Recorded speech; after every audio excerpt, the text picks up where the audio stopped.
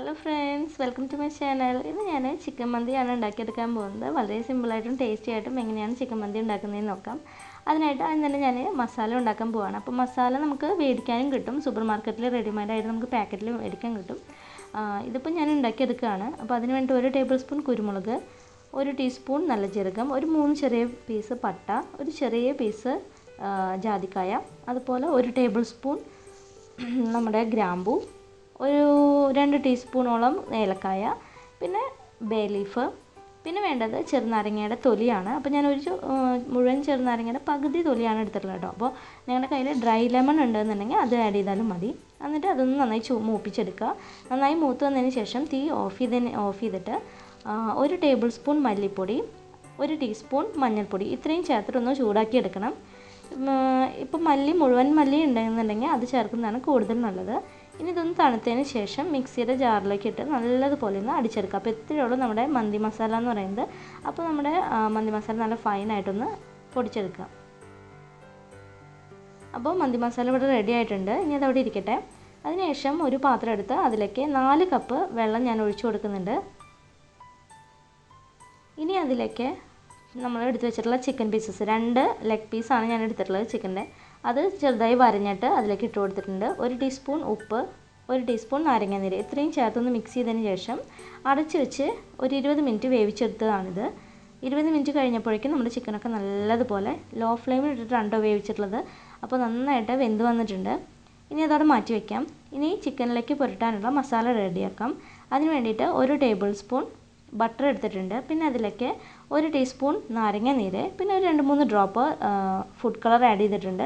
അത് നിർബന്ധമില്ല കേട്ടോ, അത് ജസ്റ്റ് ഒരു ഭംഗിക്ക് വേണ്ടി ആഡ് ചെയ്തെന്നുള്ളൂ. പിന്നെ ഒരു 2 ടേബിൾ സ്പൂണോളം മന്തി മസാല, പിന്നെ 1/2 ടീസ്പൂൺ ഉപ്പ് അത്രയും ചേർത്ത് നന്നായി മിക്സ് ചെയ്ത് കൊടുക്കുക. അതിനുശേഷം നമ്മുടെ ചിക്കനിൽ ഇത് നന്നായിട്ട് ഈ മസാല എല്ലാ ഭാഗത്തേക്കും വേവിച്ചെടുത്തിട്ടുള്ള ചിക്കനിൽ നന്നായിട്ട് ഇതൊന്ന് തേച്ച് പിടിപ്പിക്കണം. അങ്ങനെ 2 പീസിൽ ഞാൻ നന്നായിട്ട് തേച്ച് പിടിപ്പിച്ചിട്ടുണ്ട്. ഇനി ഇത് കവർ ചെയ്തിട്ട് നമുക്കൊരു 10-15 മിനിറ്റ് അല്ലെങ്കിൽ ഒരു 20 മിനിറ്റോളം നമുക്കിതൊന്ന് റെസ്റ്റ് ചെയ്യാൻ വെക്കാം. അതിനുശേഷം ഒരു പാത്രം എടുത്ത് അതിലേക്ക് 2-2.5 ടേബിൾ സ്പൂണോളം ഒലിവ് ഓയിൽ ചേർത്തിട്ടുണ്ട്. പിന്നെ ബേ ലീഫ്, പട്ട, ഏലക്കായ, ഗ്രാമ്പൂ, കുരുമുളക്, പിന്നെ ഒരു 3 പച്ചമുളക് ഇത്രയും ചേർത്തിട്ട് നന്നായി ഒന്ന് മൂപ്പിച്ചെടുക്കാം. അത് മൂത്ത് വരുമ്പോൾ അതിലേക്ക് ഒരു സവാള അരിഞ്ഞതും കൂടി ഇട്ട് കൊടുക്കണം. ഇപ്പോൾ സവാള നന്നായി വഴന്ന് വന്നിട്ടുണ്ട്. ഇനി അതിലേക്ക് 2 ടേബിൾ സ്പൂണോളം ഉണക്കമുന്തിരി, പിന്നെ 1 ടേബിൾ സ്പൂൺ ഇഞ്ചി വെളുത്തുള്ളി പേസ്റ്റ് ഇത്രയും ചേർത്ത് കൊടുക്കണം. എന്നിട്ട് നന്നായി ഒന്ന് മൂപ്പിച്ചെടുക്കുക. അതിനുശേഷം അതിലേക്ക് നമ്മുടെ മന്തി മസാല നമ്മൾ റെഡിയാക്കി വെച്ചിട്ടുള്ളത് 1.5 ടേബിൾ സ്പൂൺ കൂടി അതിലേക്ക് ചേർത്ത് കൊടുക്കുക. എന്നിട്ട് നന്നായി ഒന്ന് വഴറ്റിയെടുക്കണം, നന്നായി മൂപ്പിച്ചെടുക്കുക. അതിനുശേഷം നന്നായി കഴുകി ഒരു 20 മിനിറ്റ് സോക്ക് ചെയ്തിട്ടുള്ള അരിയാണ്, ബസ്മതി റൈസാണ്. അത് ഇതിലേക്ക് വെള്ളം വാർത്തി ഇട്ട് കൊടുത്തിട്ടുണ്ട്. എന്നിട്ട് മസാല നന്നായി മിക്സ് ചെയ്തതിന് ശേഷം അതിലേക്ക് ഒരു മീഡിയം വലുപ്പത്തിലുള്ള തക്കാളി തൊലി കളഞ്ഞ് മിക്സിയിൽ അടിച്ചെടുത്തിട്ടുള്ള ആ ഒരു പ്യൂരി അതിലേക്ക് ഒഴിച്ച് മിക്സ് ചെയ്യുന്നുണ്ട്.